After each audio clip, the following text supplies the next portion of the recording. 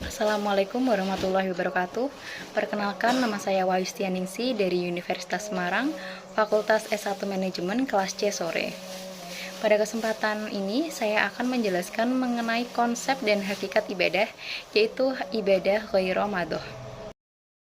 Yang pertama yaitu pengertian ibadah.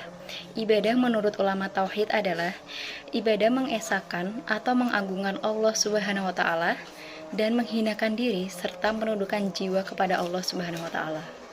Dengan pengertian menurut ahli fikih, ibadah adalah segala bentuk ketaatan yang dikerjakan untuk mencapai keridhaan Allah Subhanahu wa taala dan mengharapkan pahalanya di akhirat nanti.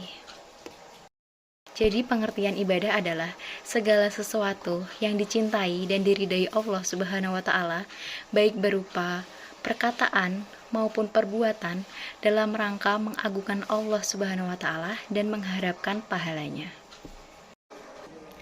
Hakikat dari ibadah adalah tujuan hidup kita. Hakikat ibadah adalah melaksanakan segala yang dicintai oleh Allah. Ibadah akan terwujud apabila kita melaksanakan apa yang diperintahkan oleh Allah dan menjauhi larangannya. Syarat-syarat diterimanya ibadah yaitu 1. Ikhlas karena Allah Subhanahu wa taala. Yang kedua adalah ittiba, sesuai dengan tuntunan Rasulullah Shallallahu alaihi wasallam. Yang ketiga yaitu meninggalkan riya, artinya beribadah bukan karena malu terhadap manusia dan supaya dilihat orang lain. Dan yang keempat adalah bermuraqabah, yaitu artinya yakin bahwa Allah melihat dan selalu ada di samping kita.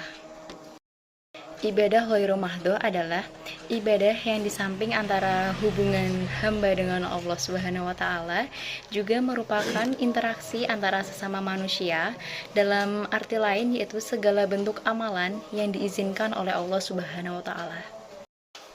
Ibadah ghairu mahdhoh adalah ibadah yang tidak sekedar menyangkut hubungan dengan Allah Subhanahu wa taala, tetapi juga berkaitan dengan hubungan sesama makhluk, hablum minallah wa hablum minannas, di samping hubungan antara manusia, tetapi juga hubungan dengan lingkungannya. Quran Surat Al-A'raf, Juz 7 ayat 56. Contoh dari ibadah ghairu mahdhoh sendiri ada sedekah, yaitu pemberian seorang muslim kepada orang lain secara sukarelawan dan ikhlas. Arti dalam ikhlas ini yaitu tidak dibatasi oleh waktu dan jumlah tertentu. Keutamaan sedekah yaitu sedekah dapat menghapuskan dosa, orang yang bersedekah mendapatkan naungan di hari akhir, sedekah memberikan keberkahan pada harta, dan yang terakhir adalah Allah melipat gandakan pahala orang yang bersedekah. Contoh yang kedua yaitu tolong menolong. Dalam bahasa Arabnya adalah ta'awun. Sedangkan menurut istilah, pengertian tolong menolong ini bersifat tolong menolong di antara sesama manusia dalam hal kebaikan dan takwa. Contoh yang ketiga yaitu adalah dakwah. Dakwah adalah kegiatan yang bersifat menyeru atau mengajak dan memanggil orang untuk beriman dan bertakwa kepada Allah Subhanahu wa taala. Contoh yang keempat yaitu adalah belajar.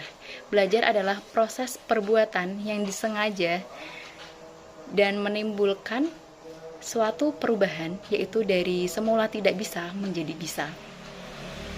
Contoh yang kelima adalah zikir. Zikir adalah sebuah aktivitas ibadah dalam umat muslim untuk mengingat Allah Subhanahu wa taala, di antaranya dengan menyebut dan memuji nama Allah. Contoh yang keenam adalah bekerja. Bekerja adalah suatu proses kegiatan yang dilakukan seseorang untuk bisa mencapai suatu tujuan yang diinginkan oleh orang tersebut. Agar bekerja bernilai ibadah, pekerjaan yang dilakukan harus halal dan baik, pekerjaan dilaksanakan secara profesional dan penuh tanggung jawab, ikhlas dalam bekerja, dan yang terakhir adalah tidak melalaikan kewajiban kepada Allah Subhanahu wa taala.